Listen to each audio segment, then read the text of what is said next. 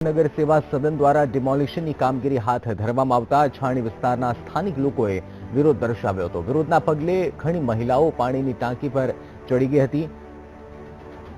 80 કાચા મકાનોના ડિમોલિશનની કામગીરી માટે પોલીસ અને ફાયર વિભાગની ટીમનો કાફલો ઘટના સ્થળે ખડકી દેવામાં આવ્યો હતો। અમે છાણી રામાકાકા રોડ ઝુંપડપટ્ટીમાં રહીએ છીએ સાહેબ, અને અમારા અઠવાડિયાથી સાહેબ હેરાન કરે છે। 23 તારીખ અમને આપી હતી કે 23 તારીખે તોડવાનું છે, 23 તારીખે ના તોડી નોટિસ આપી નથી અમને, અને આવી રીતે જ ભડકાવે છે। તો અમારી મહિલાઓ હતી, બે ત્રણ વિધવા છે અને બે ત્રણ અમારા એ છે, તો એ લોકો ઉપર ચડી ગયા છે। હવે એમને અમારું કેવી રીતે સાચવાના? નાના નાના બાળકો છે, અમારા છોકરાઓનું ભણતર બગડે છે સાહેબ। અમારી માગણી એની જ માગણી છે, અમને મુદત માગી હતી સાહેબ, અમને મુદત ના આપી। અમે છાણી રામાકાકા રોડ ઝુંપડપટ્ટીમાં રહીએ છીએ। હવે અમાને 18 તારીખે આવીને કોર્પોરેશનના માણસ 3 આવ્યા હતા। કોર્પોરેશનના માણસ આવીને એવું કહે છે કે ભાઈ તમે 23 તારીખ સુધીના ખાલી કરી નાખજો, ને કે તમારા મકાનો તોડવામાં આવશે।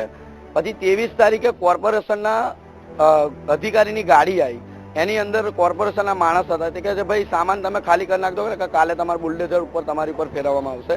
એવી ધાકધમકી અમારે આપીને મકાનો ખાલી કરવામાં, અમને કોઈ નોટિસ બોટિસ નથી આપી અમારે। અને આની અંદર કાલે રાત્રે પોલીસવાળા આવ્યા, અને પોલીસવાળા એવું કહે છે કે તમે કાલે મકાનો ખાલી કરી નાખજો ને કે તમારે લાઠીચાર્જ કરવામાં આવશે। લોકોને ત્યાં રહેવા માટે વ્યવસ્થા કરવાની પણ જવાબદારી અમે ઉપાડી છે।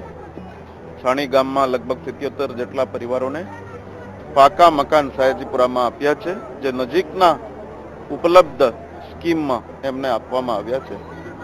લોકોની અપેક્ષા છે કે ત્યાંના ત્યાં બનાવી આપવા। અમુક પરિસ્થિતિમાં જે જગ્યામાં સ્લમ છે ત્યાં રોડ વાઇડનિંગમાં જતા હોય, અમુક જગ્યામાં સ્લમ છે ત્યાં તળાવ ઉપરની જમીન હોય, અમુક જગ્યામાં સ્લમ હોય ત્યાં ગ્રીન ઝોનમાં બાગ બગીચા માટે રિઝર્વડ હોય, તો સ્થાનિક રીતે વૈકલ્પિક મકાન ફાળવી આપવું અમુક ટાઈમે શક્ય ના બને।